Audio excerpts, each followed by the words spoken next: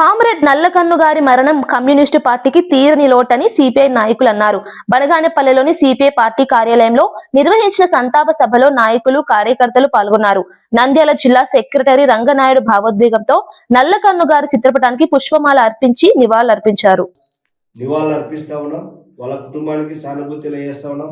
ఈరోజు కామ్రేడ్ నల్లకన్ను గారి ఇచ్చినటువంటి స్ఫూర్తితో ఈ దేశంలో మరింతగా మతోన్మాదాలకు వ్యతిరేకంగా, హిందూ ఫ్యాసిజానికి వ్యతిరేకంగా పోరాటం చేయాల్సిన బాధ్యత కూడా ఉందని చెప్పేసి తెలియజేస్తా ఉన్నాం. ఈరోజు దేశంలో ఒక మట్టిలో మాణిక్యం మాదిరిగా అణగారిన వర్గాల కోసం, తాడిత పీడిత వర్గాల కోసం, తాను నమ్మినటువంటి సిద్ధాంతాల కోసం 101 సంవత్సరాలు సుదీర్ఘ కమ్యూనిస్టు జీవితాన్ని కలిగినటువంటి తమిళనాడు గాంధీ గారికి మరొకసారి ఆంధ్రప్రదేశ్ నంద్యాల జిల్లా తరఫున హృదయపూర్వకంగా నివాళులు అర్పిస్తున్నాం. ఆయన ఆశయ బాటలు నడుస్తామని హామీ ఇస్తా ఉన్నాం.